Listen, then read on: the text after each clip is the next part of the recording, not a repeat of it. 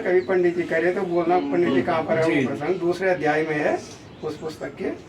तो वो ये है, भारत में कहीं बूढ़ा रूप नहीं है भगवान का। हर हर महादेव मित्रों, हटीले भक्त चैनल में आपका फिर से स्वागत है। आज हमारी यात्रा का तीसरा दिन शुरू होता है। कल रात हम पांडुकेश्वर में योग बद्री जी के दर्शन के बाद यहीं होटल में ठहर गए थे और रात्रि विश्राम करने के बाद एक बार फिर से हम और हमारे वाहन तैयार हैं अपने अगले मंदिर के दर्शन के लिए, जो है वृद्ध बद्री। पंच बद्री में तीसरा स्थान वृद्ध बद्री का है। सप्त बद्री में भी वृद्ध बद्री सम्मिलित हैं। पंच बद्री में बद्रीनाथ, योग ध्यान, वृद्ध बद्री, भविष्य बद्री और आदि बद्री सम्मिलित हैं। इसके साथ सप्त बद्री में अर्ध बद्री और ध्यान बद्री भी सम्मिलित हैं। चमोली मार्केट से जोशीमठ की तरफ 41 किलोमीटर चलने के बाद लेफ्ट हैंड साइड पर वृद्ध बद्री का द्वार मिलेगा। हम लोग बद्रीनाथ की तरफ से आ रहे हैं तो जोशीमठ से चमोली की तरफ चलने पर जोशीमठ से 9 किलोमीटर की दूरी पर राइट हैंड पर मंदिर का द्वार दिखेगा। ये अणीमठ गांव है जहां वृद्ध बद्री का मंदिर भक्तों के लिए साल भर खुला रहता है और हमेशा मंदिर में पूजा अर्चना करने श्रद्धालु यहां पहुंचते हैं। यहां सुबह शाम भगवान विष्णु जी की आरती गाई जाती है।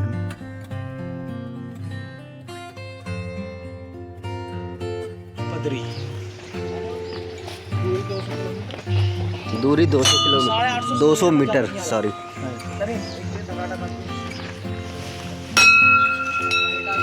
वृद्ध बद्री मंदिर भगवान विष्णु को समर्पित है।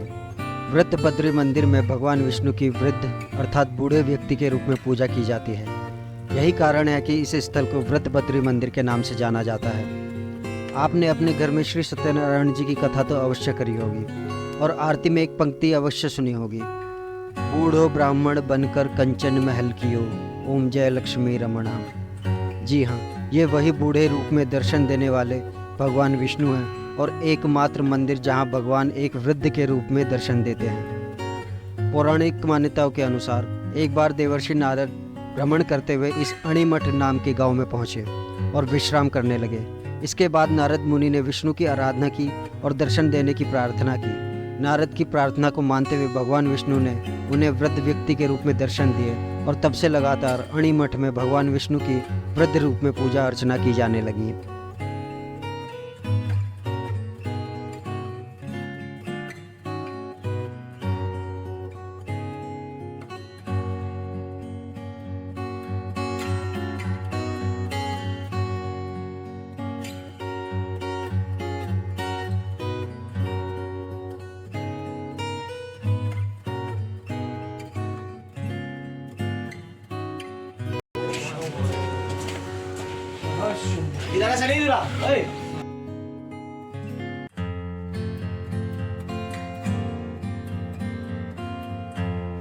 वृद्ध बद्री मंदिर में स्थापित मूर्ति शालिग्राम पत्थर से बनी हुई है और इस मूर्ति को दिव्य शिल्पकार भगवान विश्वकर्मा ने बनाया था।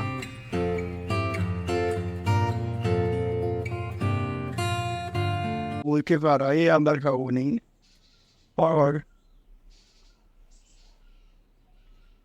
उनके द्वारा प्रतिष्ठित है। नारद को बूढ़े ब्राह्मण के रूप में दर्शन दिया यहाँ पर।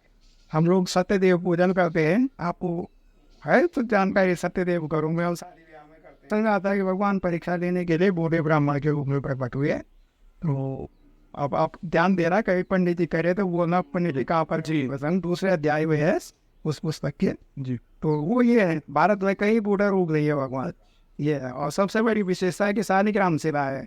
थोड़ी देर पहले आते तो आपको दर्शन होते और अभिषेक दर्शन, तो वो पूरा चतुर्भुज है, शंख चक्र गदा पद्म और नारद जी, उद्धव जी, कुबेर जी, करोड़ जी। भगवान बद्री विशाल के बद्रीनाथ में अगल बगल जो मूर्तियाँ बताई होंगी उन्होंने, तो वो यहाँ एक ही में एक ही शिला में, और वो पूरी शालिग्राम शिला है। शालिग्राम एक पत्थर वो गंडकी नेपाल का होता है, जो अभी अयोध्या में भी आया, वही पत्थर ये है। तो विष्णु का स्वरूप शालिग्राम में ही पूजा जाता है। बाकी लोग सामान बनाते हैं, अन्य चीज़ों की बनाएंगे अलग बात है, लेकिन विष्णु की असली पूजा शालिग्राम में ही होती है, पत्थर में, और तुलसी चढ़ती है भगवान को। जी ये पूजा का महत्व है। तो कहते हैं कि नारद को 8 सिद्धियों में से पहली सिद्धि यहाँ पर दी जी भगवान ने। अष्ट सिद्धि जो है, अष्ट सिद्धि दाता, हाँ जी हाँ जी हाँ जी। और 9 तरह के धन हुए, 8 तरह की सिद्धियाँ हुई हमारे शास्त्रों में। पहली सिद्धि अणिमा है, विज्ञान की भाषा में, और परमाणु, न्यूट्रॉन, प्रोटॉन जिसको कहते हैं, वो सिद्धि यहाँ पर नारद को पहली थी, इसलिए सबसे पुराना भी है। और इसलिए अणिमठ है इस गांव का नाम। अणिमठ। बोर्ड पर लिखा है अणिमठ, अणिमठ सिद्धि लिखा, अणिमा सिद्धि। हाँ, तो पहली सिद्धि है अणिमा। उन रूप में छोटा रूप धारण करके नारद के पास ये विशेषता थी, हनुमान के पास थी, अभी यहाँ है अभी वहाँ है, वो ये सिद्धि यहाँ पर मिली उनको। यहाँ के पंडित एल.पी. त्रिपाठी जी बहुत ही सज्जन और मधुर भाषी हैं। इनकी वाणी में एक अद्भुत रस था। मन कर रहा था कि बस यहीं बैठे रहें और उनकी वाणी से बद्रीनाथ जी की कथाएं सुनते रहें। लेकिन अभी समय था पंडित जी से आज्ञा और आशीर्वाद लेकर आगे की यात्रा को शुरू करने का। आप सभी से अनुरोध है कि अगर आप बद्रीनाथ आ रहे हैं तो इस दिव्य और प्राचीन मंदिर वृद्धबद्री के दर्शन करना ना भूलें। जय बद्री विशाल।